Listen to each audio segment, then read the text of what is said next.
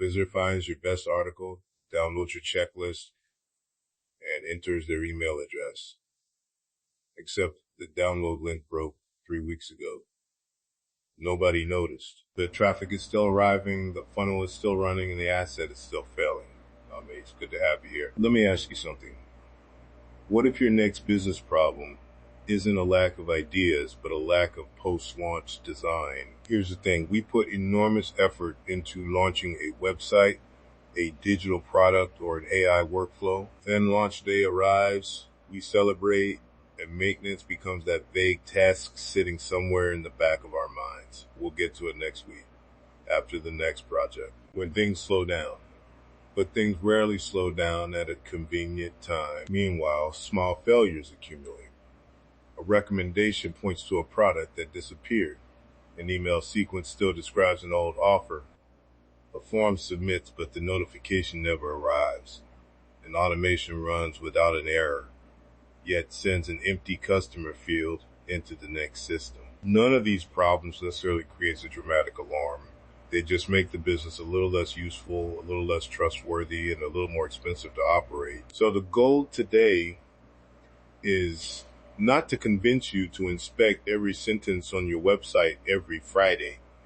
That would be a terrible use of a small operator's time. The goal is to keep the important path dependable.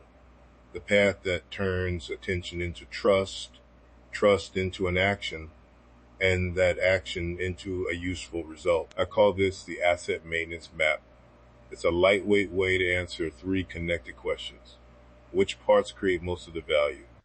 What evidence tells you one of those parts needs attention? And what can the problem teach you about improving the business? Maintenance should follow value and risk, not guilt. Start with one asset. Not your whole business, not every page, not every automation you've ever created. Choose the thing that matters most to revenue, leads, customer experience, or reputation. Then trace its value chain from beginning to end. What promise does it make? Where does the person come from? What action do you want them to take? How is the result delivered? And what proof tells them they made a good decision? Those questions sound simple, but they stop you from treating a digital asset as one large object called, well, the website. Imagine a small authority site about growing food in limited spaces. One article attracts search traffic. That article offers a planting checklist. The checklist collects an email address. An automated message delivers the file. And the message recommends a paid garden planting template. That sounds like one successful article, right? It isn't. It's a chain. There's the article, the search intent, the form, the delivery message, the file, the product page, the payment process, and the customer proof. If the article has a broken link, that's a problem. If the form fails, the traffic has nowhere to go.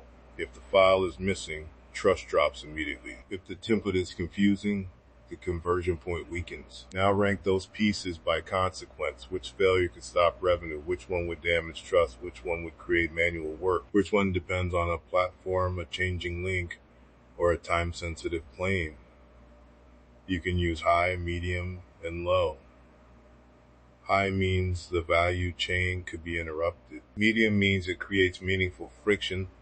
Low means it can wait without much harm. Think about that for a moment. Your highest priority maintenance task may not be updating the oldest article. It may be testing the form connected to your best article, or opening the file your email sequence promises to deliver. You could spend an afternoon polishing a low traffic page while the revenue path quietly breaks. Indiscriminate maintenance is its own business failure mode because it consumes the time you need for selling, serving, and building. Once you concede the chain, a second problem becomes obvious.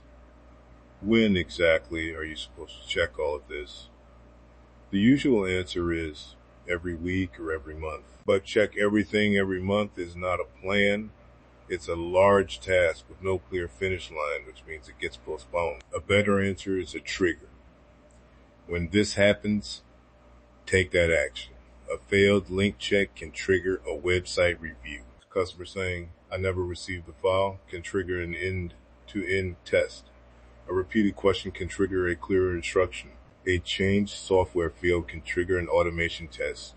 A drop in purchases while traffic stays steady can trigger a look at the offer or checkout path. Calendars still have a place.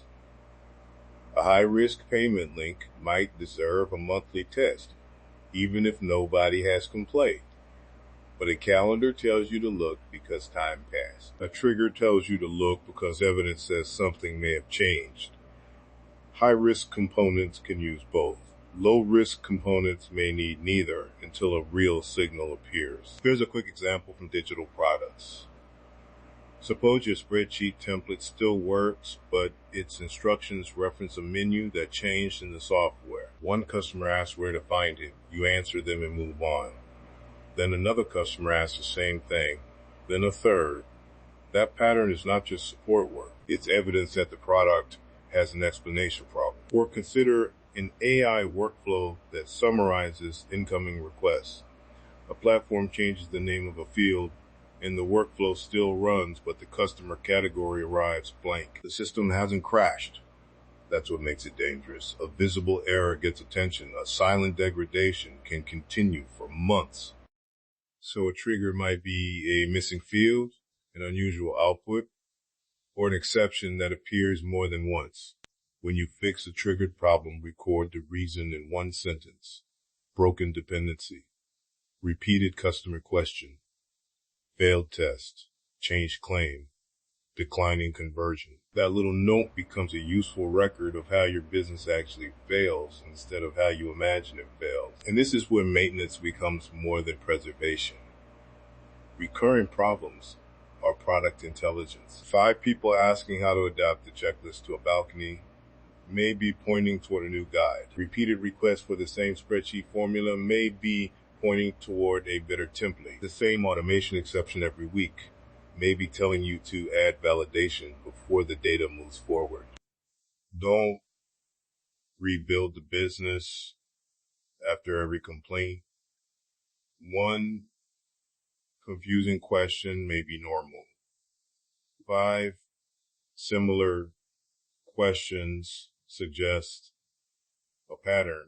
1 refund may be an isolated experience.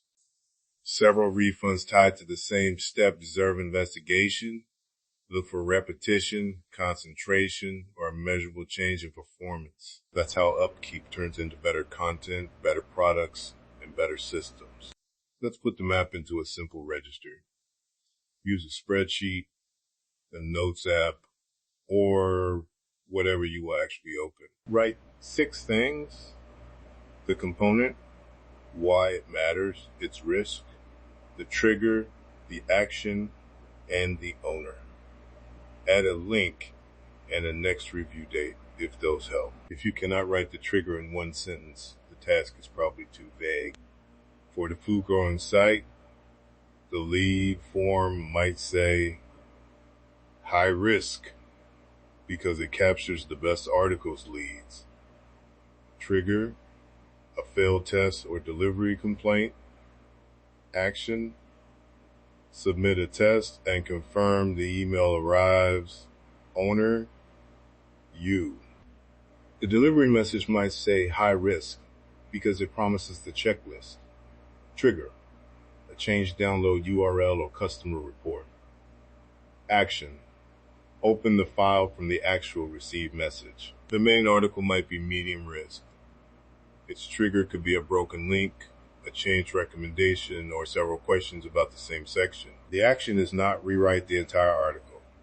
Verify the relevant part, update what changed, and add the missing example.